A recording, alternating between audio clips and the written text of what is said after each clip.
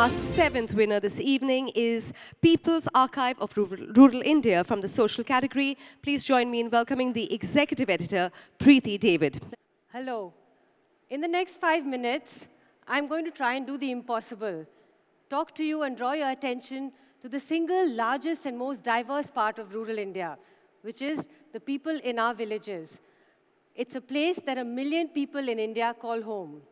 Good evening. I'm Priti David, and I represent the People's Archive of Rural India, or PARI as we are known. We cover rural India and the people from within it, languages, livelihoods, cultures, and communities. 5 minutes is a very short time, but I'm going to give it a shot. I'll dive right in by asking you to take a few seconds and look at your fingers. Actually, your fingerprints, to be more precise. The gateway to a world of digital opportunities. Now give it a minute and think that what if you didn't have those fingerprints? What would life really be like? That's the story of Priti David that I want to share with you today. Priti David was a waste picker in Lucknow city. All she wanted was an Aadhaar card. But when leprosy took away her fingers, this 50-year-old mother of 6 had no fingerprints.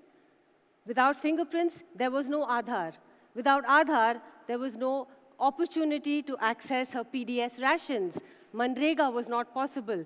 Even a disability allowance from the government was not an option for her anymore. Now, Parvati was a migrant from Bihar.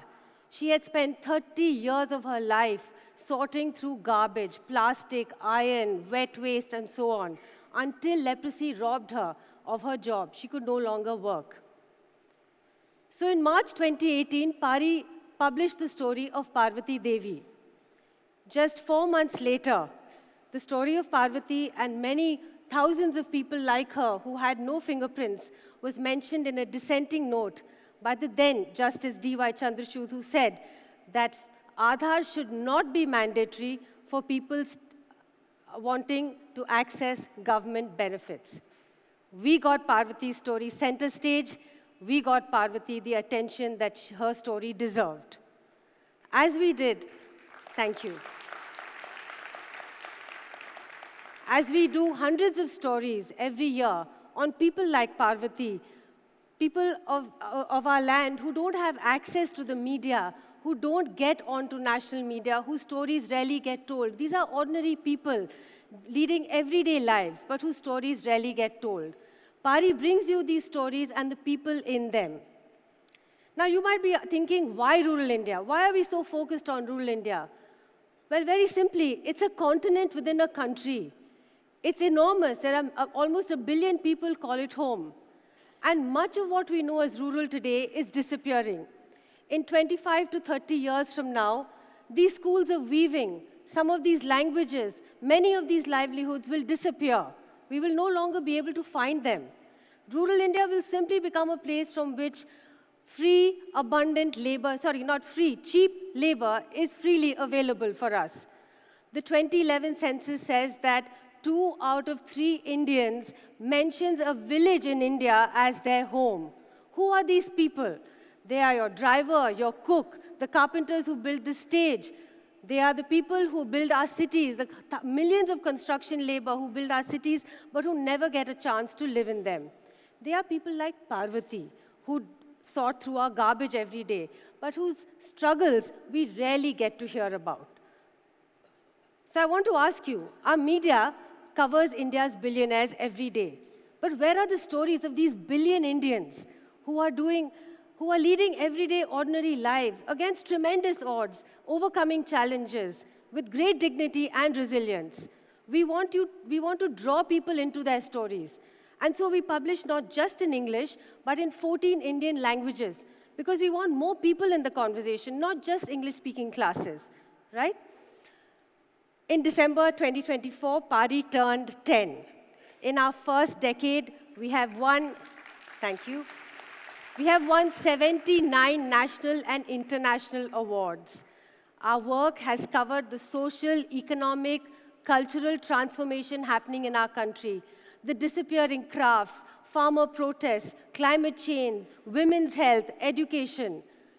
But that's not all. We also carry reports in our PARI library section on how is rural India faring in the basic amenities of education, water, sanitation, and so on. We have a robust PARI education section which takes these stories to schools and universities so that young people get to know more about rural India, and it's not just some reality happening in a village. And finally, how are we doing all this? We are doing this without a paywall. You don't need to subscribe to PARI to read its stories. We are doing it without government funds. We are doing it with donations from trusts and individuals like you who believe that the work we do is critical to the democratic, social, and economic, cultural health of our country. We are not doing it alone. You are doing it with us. PARI is recording the pulse of rural India. We are recording the soul of our villages. We need your help to keep going. Thank you. What makes rural India one of the most diverse regions on the planet? It is home to nearly 1 billion people speaking over 800 languages across 95 regions. The People's Archive of Rural India, or PARI, covers farmers, laborers, workers, weavers, potters, artists, fisherfolk.